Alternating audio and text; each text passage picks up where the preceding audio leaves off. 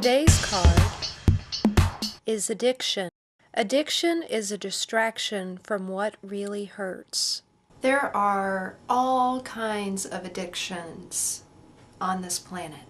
There is chemical dependency, that would be, drugs, alcohol, caffeine, cigarettes, food addiction, sex addiction, relationship addiction, gambling and shopping, spiritual addiction, being addicted to working out or sports.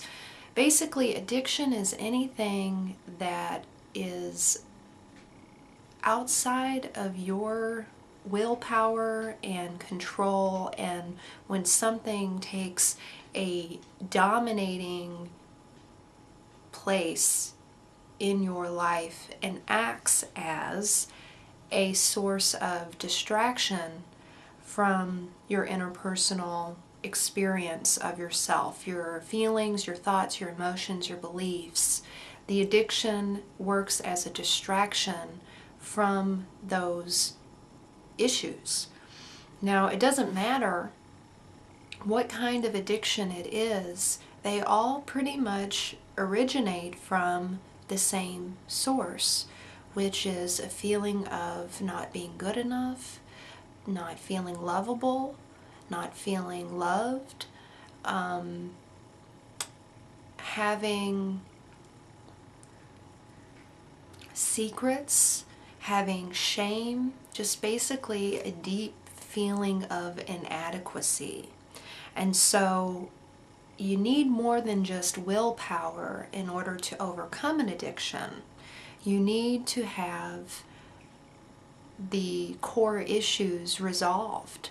Now, you can, through willpower and through making different choices and forming healthier habits, you can stop an addiction, but what will likely happen is that you'll just sort of sublimate it for something else. A lot of times really hardcore alcoholics who are able to quit drinking will become very, very addicted to caffeine and cigarettes.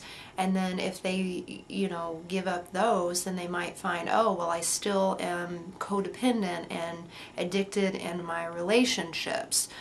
Or they might have a sex addiction or whatever, if the core emotional stuff is not dealt with. And so this card reminds us to tend to our heart, to tend to what hurts, and to understand the roots and to take advantage of all the information and all the resources that are available to you, because there really are a lot of people who specialize in helping you heal what really hurts and helping you manage impulsive tendencies. A lot of times our addictive patterns originate from when we're very little, through seeing how our parents deal with feelings and fears. So if your mother would shop all the time, you might find that you do the same thing when you feel anxiety or you feel challenged or threatened or insecure. You might comfort yourself, because really addictions are very, very self-indulgent, and it's about comforting the inner child, the powerless little child inside of you, comforting that child with something. But it's not sustainable, and a lot of times it takes up a lot of energy and resources and money and your health, and all kinds of negative things come out of it, because the universe wants you to see the imbalance that is inside of you and heal it, so that you can contribute and live from a place that truly represents who you really are, which is not someone who is lacking or unlovable or any of the fear thoughts and the negative beliefs that many addicted people have about themselves. Now, for those of you who are interested in more traditional and classical tarot, the addiction card would be comparable to the Two of Swords, because a lot of times addiction requires a person to not really look at what is going on and to have an internal mental struggle within themselves about their life. And a lot of times people who tend to fall back on addictions have a hard time making decisions and choosing a direction that they want to go in, and so they'll retreat to the addiction in order to be doing something, you know, and to resolve any anxiety that comes up with having to make a choice about their life. Another card would be the Seven of Swords, which tends to represent an energy that is very self-indulgent and manipulative and scheming. A lot of times in order for addictions to be sustained, deception has to take place because, you know, unless you're just totally surrounded by other addicts of whatever, you know, you're doing, you're likely to have friends and family who aren't going to be happy with your choices and might challenge you. So in order to maintain the addiction, you go underground, and it all becomes about maintaining control over your situation so that you can feed the need of your addiction. And so that's very much in the energy of the Seven of Swords. It's very self-centered and ruthless, and a lot of times addictions push us to that way of thinking and behaving in life, even when we're really good people at heart. So it's important to really be honest with yourself about, are you being honest with the people in your life, or are you hiding things so that you can keep doing what you want to do to dull your emotional pain?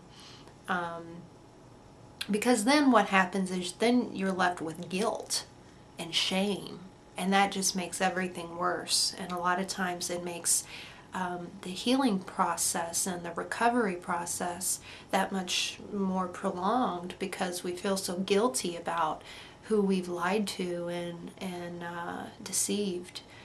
Because at our core, we do want to be honest, we want to be known, and we want to be trusted. Another traditional tarot card that matches the energy of the addiction card of the Empathic Mystic Tarot is the Seven of Cups.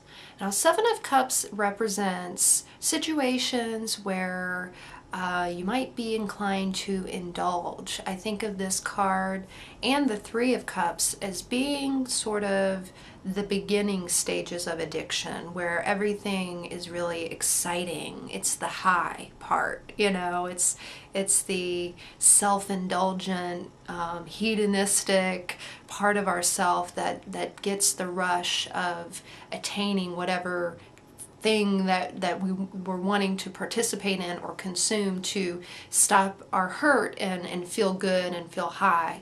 So both of those tend to have that seductive quality to them. Another card is the Devil. The Devil represents bondage in a sense, you know, it's the monkey on your back, the codependence, the inability to leave somebody who's toxic and hurtful, or just doesn't you know, treat you very well, or completely ignores you. It's that feeling chained to them in spite of that. The Devil also represents temptation. And so a lot of times people who are recovering from addictions might be tempted by what feels like the devil, and in more traditional Christian, you know, school of thought is the devil can be very seductive, very attractive, and come off very innocent, but then trick you into participating and then selling your soul, and bam, you're in bondage with the devil. So a lot of times addiction plays out like that as well. And then the last card is the Moon.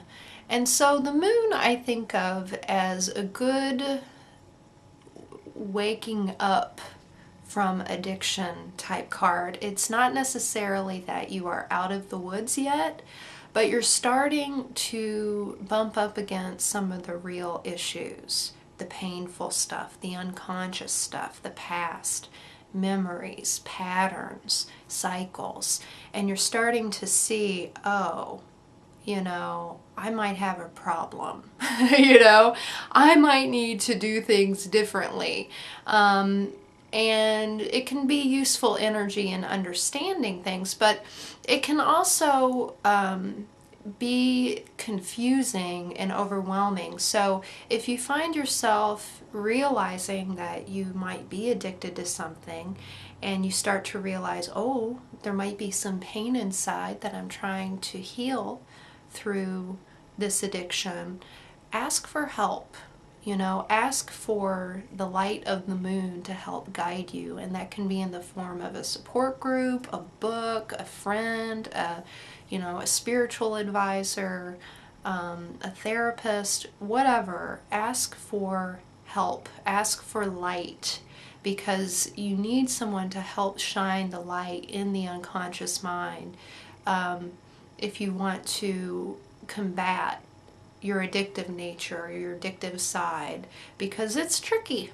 It's tricky. It's crafty, and the world offers many, many forms of distraction. So when you have someone in your life to help you make sense of it all, you are much more likely to, you know, not just like have the willpower to not act out on the addiction, but to heal the hurt so that you feel good, and that in time it's like, oh yeah, I used to be addicted to cigarettes, or oh yeah, I used to have a problem with alcohol, but you are a complete, whole, happy, and grounded person living your life, and and healed. You know, the pain is there to teach you a lesson. It's not meant to stay there forever. And using chemicals or objects or people to try and cover up the pain helps no one. If anything, you simply are acting out, you know, more negativity on those in your life, and you are preventing yourself from having all the good that life really does have to offer.